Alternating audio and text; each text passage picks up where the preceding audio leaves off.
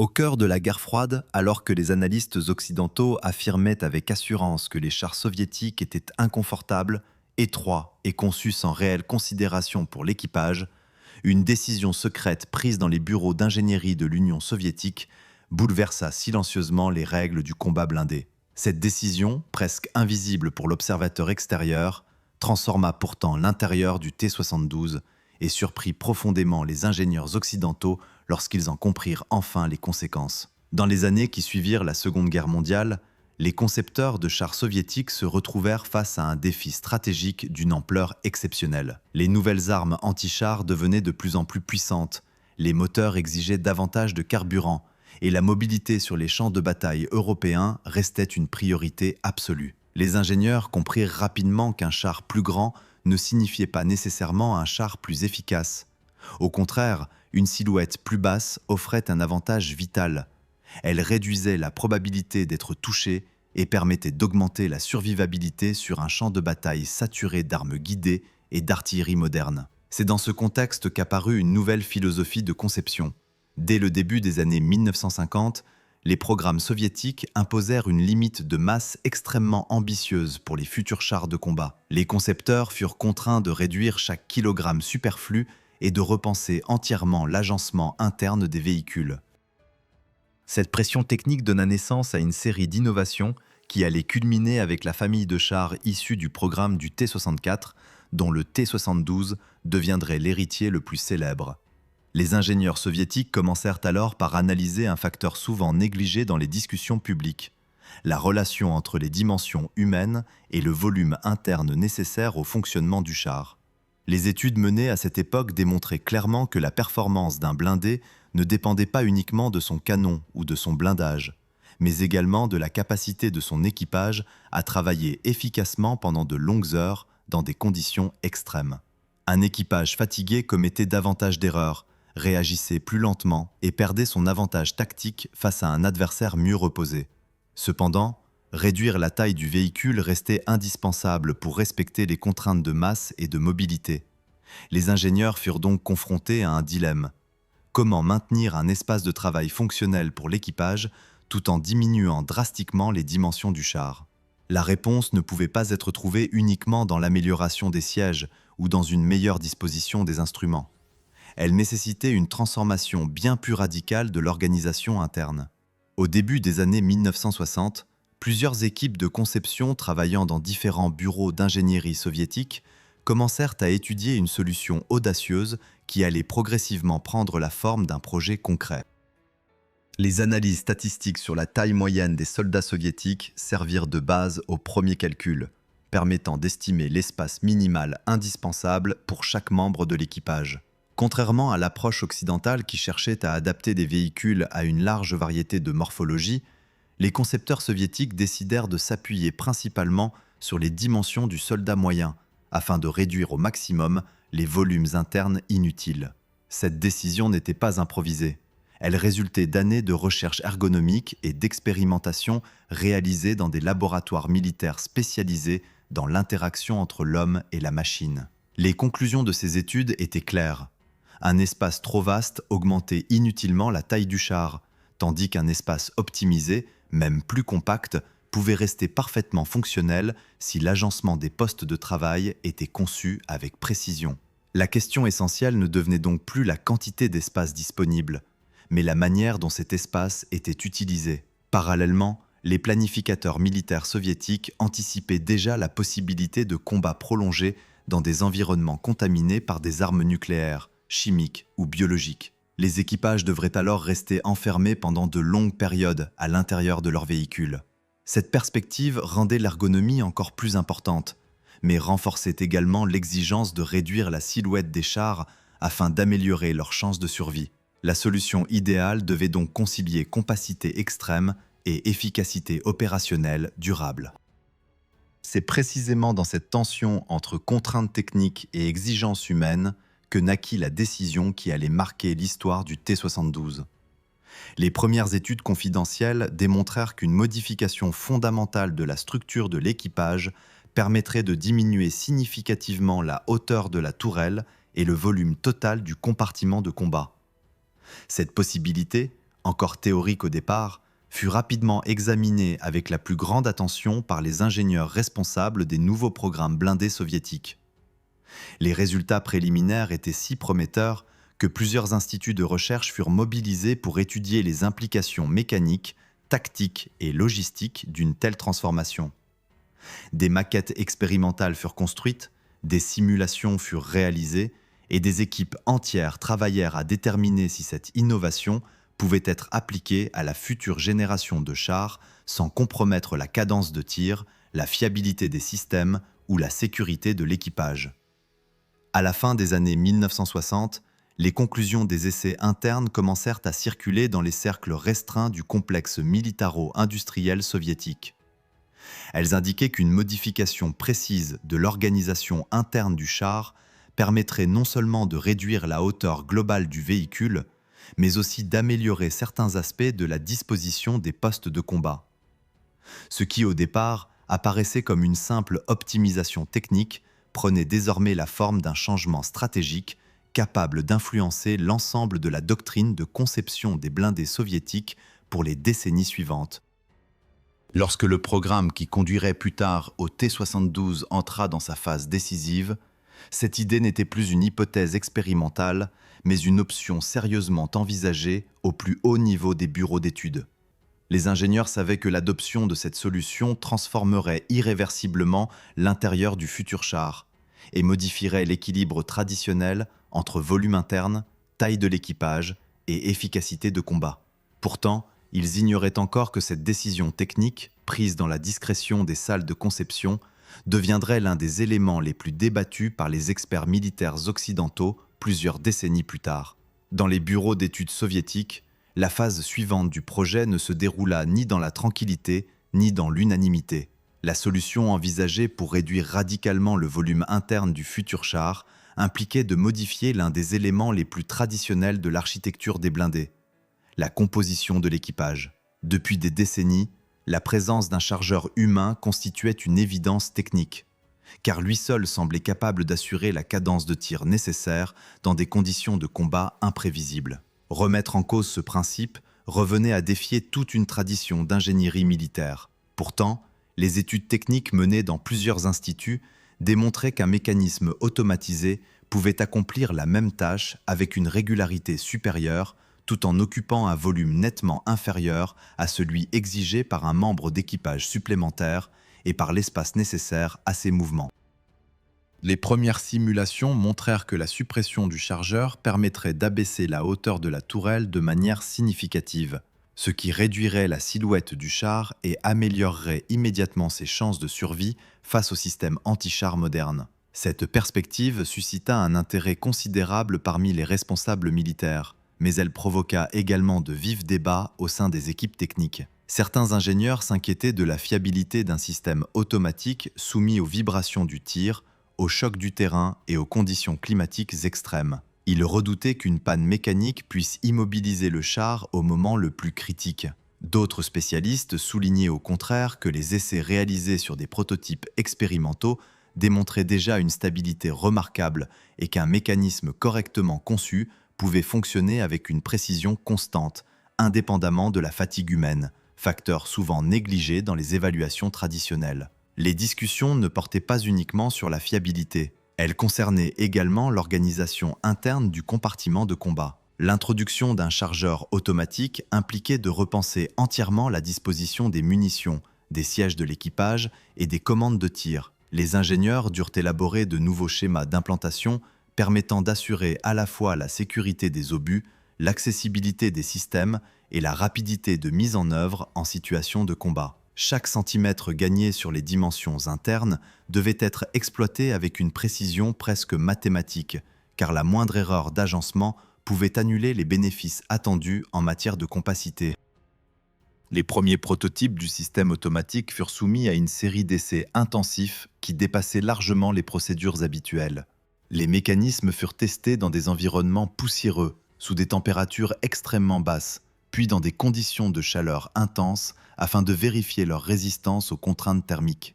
Les ingénieurs observèrent attentivement la cadence de tir obtenue, la stabilité du mécanisme après des centaines de cycles successifs et la facilité de maintenance sur le terrain. Les résultats révélèrent progressivement que la solution envisagée ne constituait pas seulement une innovation audacieuse, mais une transformation capable de redéfinir l'équilibre entre efficacité de tir et dimension du véhicule. Au fur et à mesure que les essais confirmaient la viabilité du concept, les concepteurs commencèrent à intégrer cette architecture dans les plans des nouveaux chars en développement.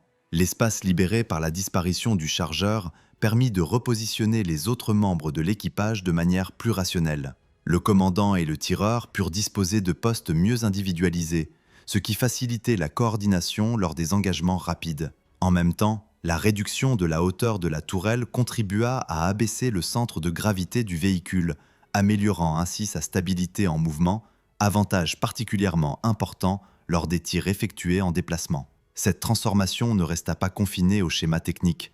Elle modifia également la doctrine d'entraînement des équipages. Les formations commencèrent à intégrer l'utilisation du nouveau système automatique et les instructeurs observèrent que la régularité de la cadence de tir simplifiait certaines procédures tactiques. Les équipages pouvaient désormais concentrer davantage leur attention sur l'observation du champ de bataille et la coordination des manœuvres, tandis que le mécanisme assurait la préparation des munitions avec une constance mécanique impossible à reproduire par un opérateur humain soumis au stress et à la fatigue. Cependant, l'adoption définitive de cette solution exigeait une décision politique et militaire de grande portée. Les responsables de l'armement devaient accepter l'idée que la génération suivante de chars soviétiques reposerait sur une architecture différente de celle utilisée pendant des décennies. Après l'examen des rapports techniques, des résultats d'essais et des projections opérationnelles, la décision fut finalement validée dans le plus grand secret. L'intégration du chargeur automatique devint l'un des éléments fondamentaux de la nouvelle famille de blindés en développement, ouvrant la voie à la conception qui serait plus tard incarnée par le T-72. Lorsque les premiers exemplaires équipés de ce système commencèrent à apparaître dans les unités de formation, les observateurs étrangers n'en comprirent pas immédiatement la signification. De l'extérieur, le char semblait simplement plus bas et plus compact que nombre de ses équivalents occidentaux. Mais à l'intérieur, la transformation était profonde. La structure de l'équipage, la disposition des munitions et l'équilibre général de la machine avaient été redéfinis autour d'une logique entièrement nouvelle. Ce changement, invisible à première vue, constituait en réalité l'un des facteurs déterminants qui expliquerait plus tard la silhouette caractéristique et la philosophie de conception du T-72. À mesure que la production se préparait à grande échelle, les ingénieurs poursuivirent l'optimisation du système afin d'en améliorer la robustesse et la simplicité de maintenance. Les rapports internes indiquaient déjà que cette innovation permettait d'atteindre les objectifs de compacité fixés plusieurs années auparavant sans réduire l'efficacité opérationnelle du char. La voie était désormais ouverte pour une génération de blindés dont la conception interne reposerait sur une logique radicalement différente de celle adoptée dans la plupart des pays occidentaux, logique qui allait bientôt devenir l'un des sujets les plus étudiés par les spécialistes militaires du monde entier.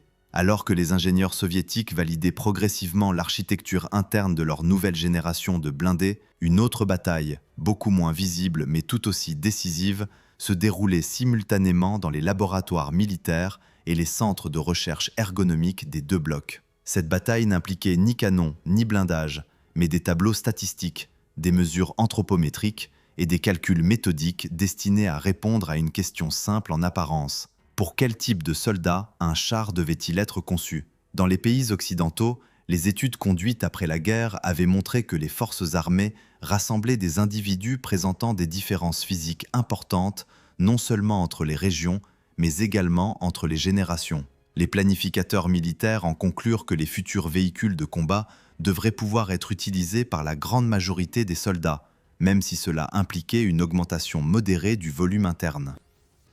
Les concepteurs commencèrent donc à utiliser des modèles statistiques couvrant une large plage de taille corporelle, ce qui conduisit à la définition de standards prenant en compte les soldats situés entre les extrêmes inférieurs et supérieurs des distributions anthropométriques.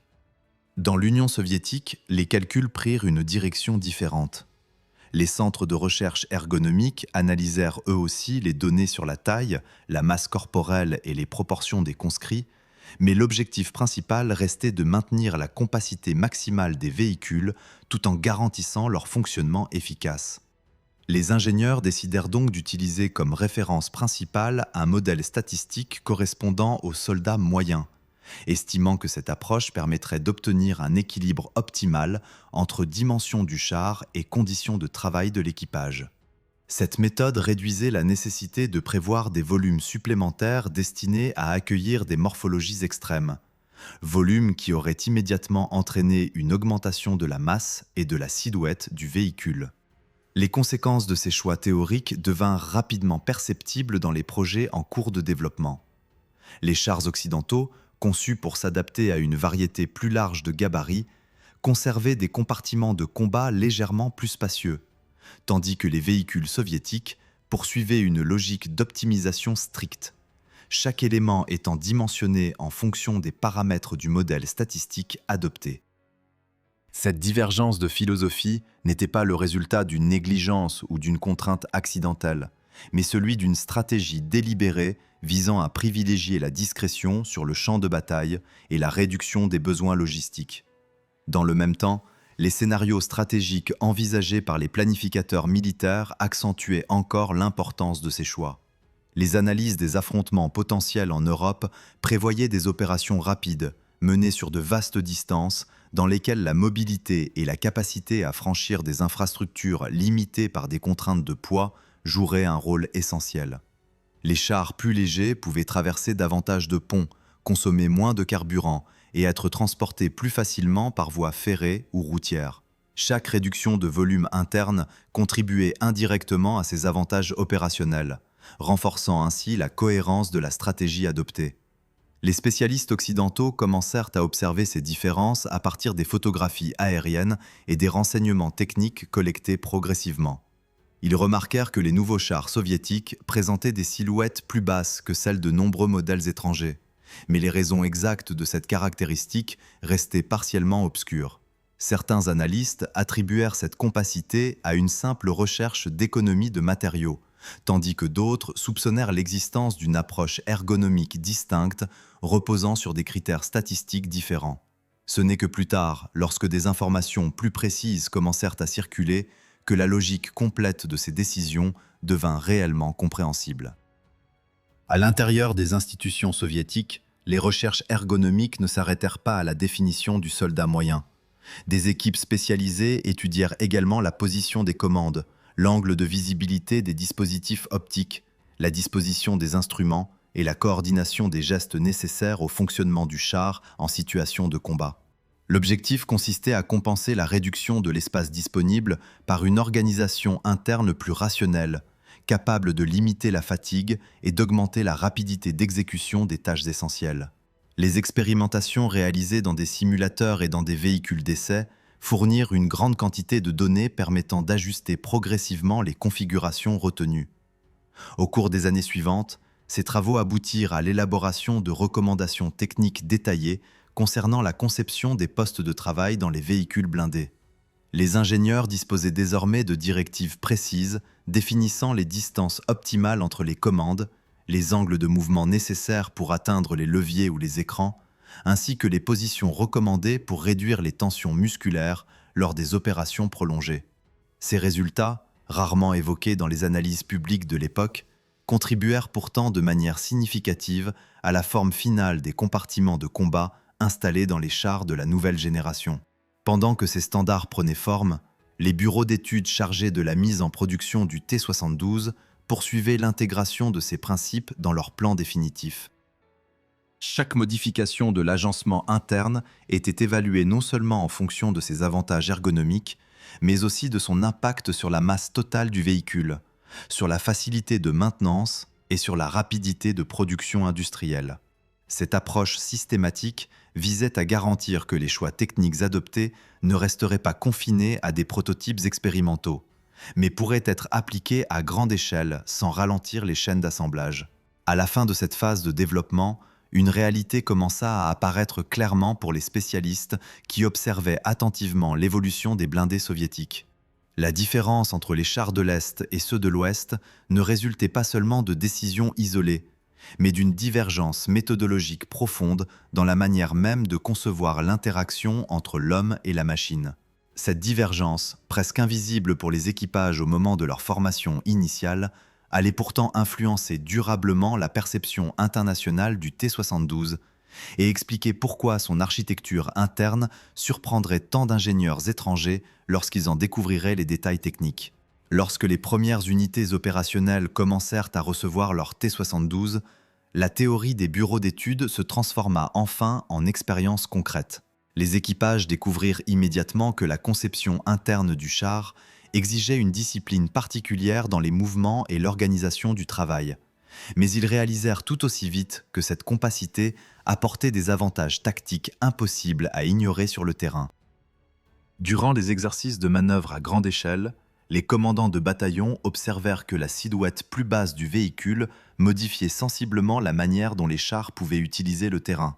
Les positions de tir dissimulées derrière de faibles reliefs devenaient plus efficaces, car seule une portion réduite de la tourelle dépassait de la couverture naturelle. Cette caractéristique permettait d'ouvrir le feu tout en restant moins exposé aux tirs adverses, avantage particulièrement important dans les scénarios où la détection rapide par les systèmes optiques et les télémètres laser pouvait décider de l'issue d'un engagement en quelques secondes. Les conducteurs remarquèrent également que la masse relativement contenue du char facilitait les dépassements sur des sols meubles ou détrempés, là où des véhicules plus lourds risquaient davantage de perdre de la vitesse ou de s'enliser. Cette mobilité accrue offrait aux unités blindées une plus grande liberté de manœuvre lors des exercices combinant chars, infanterie mécanisée et artillerie. Dans plusieurs rapports internes, les officiers soulignèrent que la capacité à changer rapidement de position après un tir constituait un facteur essentiel de survie face aux armes anti-chars modernes,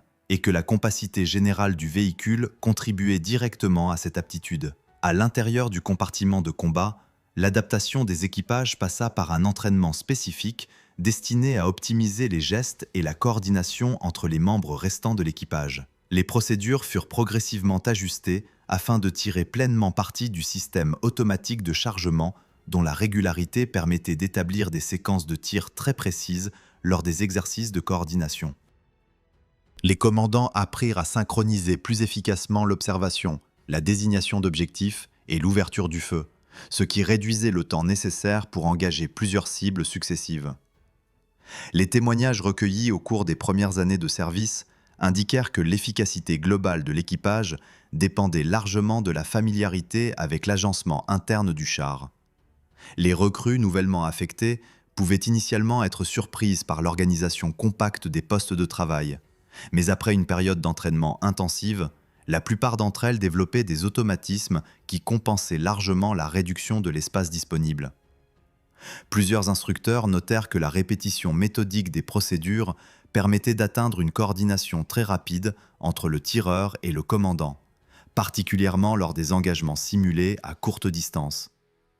Dans les grandes manœuvres stratégiques menées par les forces du pacte de Varsovie, l'utilisation combinée de la mobilité, de la silhouette réduite et de la cadence de tir régulière permit aux unités équipées de T-72 de démontrer une capacité d'attaque rapide suivie de déplacements immédiats vers de nouvelles positions. Cette tactique, conçue pour limiter l'exposition aux frappes de contre-batterie et aux missiles guidés, fut progressivement intégrée dans plusieurs doctrines d'emploi des forces blindées. Les observateurs militaires étrangers qui analysaient ces exercices commencèrent à comprendre que la conception compacte du char ne constituait pas seulement un choix industriel, mais un élément cohérent d'une stratégie opérationnelle plus vaste. Au fil des années, le T-72 fut exporté vers de nombreux pays où il fut employé dans des environnements climatiques très variés, allant des régions désertiques aux zones forestières et montagneuses. Ces conditions d'utilisation multiples fournirent une grande quantité de retours d'expérience concernant le fonctionnement réel du véhicule.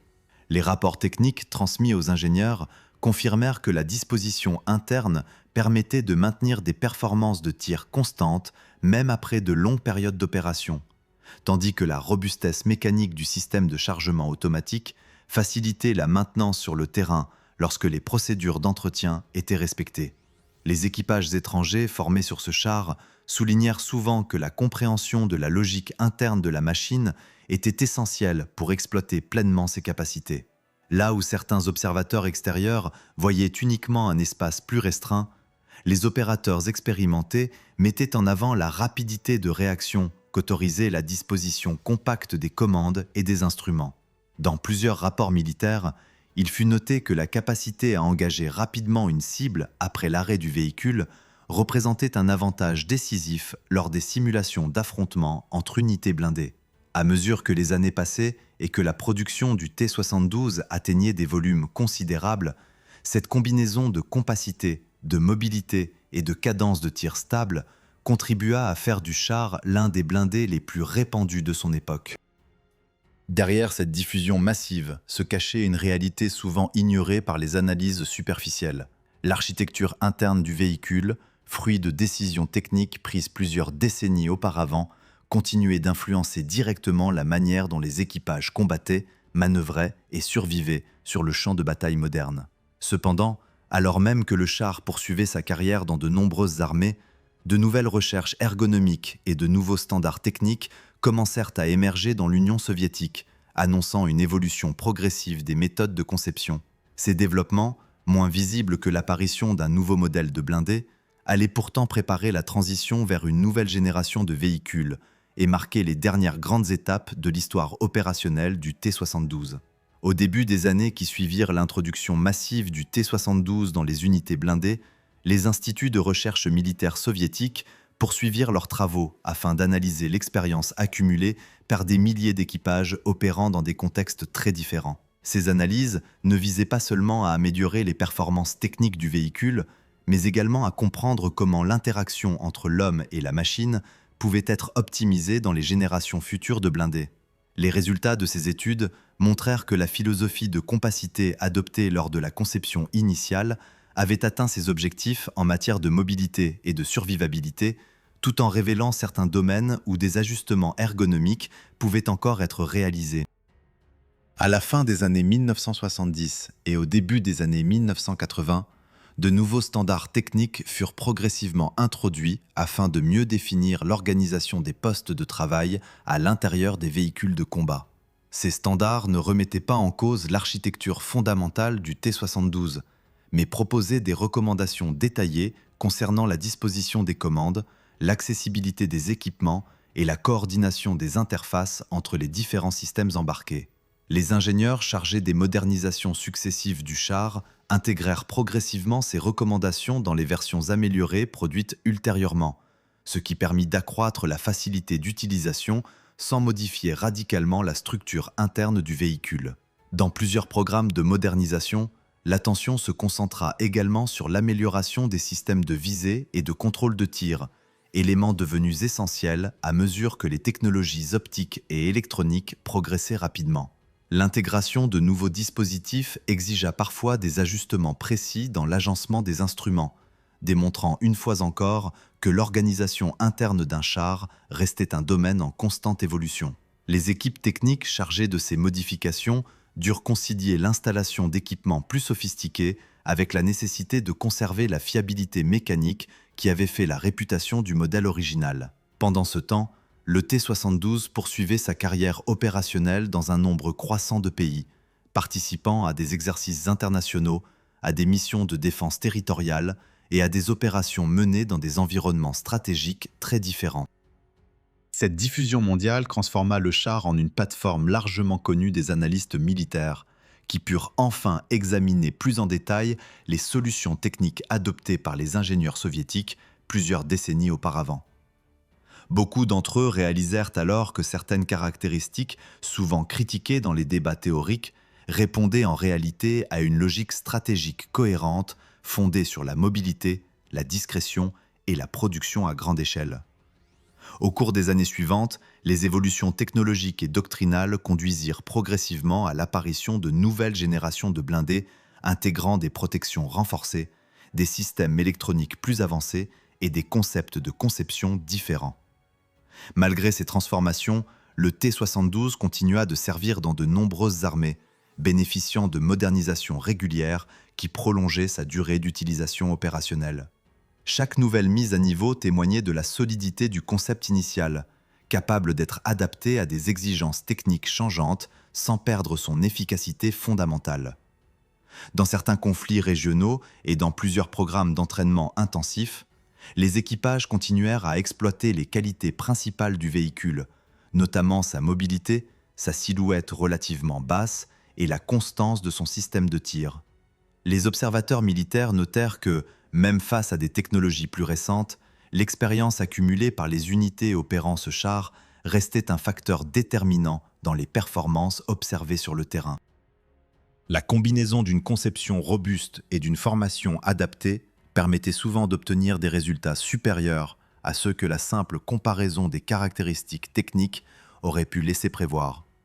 Au fil du temps, la production du T-72 diminua progressivement, tandis que les industries de défense se concentraient sur des modèles plus récents. Toutefois, la présence durable du véhicule dans les arsenaux de nombreux pays démontra l'importance historique de la décision prise plusieurs décennies auparavant dans les bureaux d'études soviétiques. L'introduction du chargeur automatique, la réduction de la silhouette et l'optimisation statistique de l'espace interne avaient créé un char capable de rester pertinent bien au-delà de la période initialement envisagée par ses concepteurs. Et pourtant, malgré les années, malgré les modernisations et malgré l'apparition de nouveaux blindés, l'intérieur compact du T-72 continua de rappeler l'audace technique qui avait guidé sa naissance. Une décision discrète, prise loin des regards du public, avait suffi à transformer la conception des chars de combat et à surprendre durablement les ingénieurs occidentaux qui, en découvrant ces solutions internes, comprirent que la véritable révolution ne se voyait pas toujours de l'extérieur. Elle se trouvait parfois au cœur même de la machine, dans l'organisation invisible qui déterminait la manière de combattre, de survivre et d'avancer sur les champs de bataille du monde. Si cette histoire vous a intéressé, pensez à soutenir la vidéo en laissant un like, en écrivant votre avis dans les commentaires et en vous abonnant pour ne pas manquer les prochaines histoires consacrées aux grandes décisions secrètes qui ont changé l'histoire des blindés.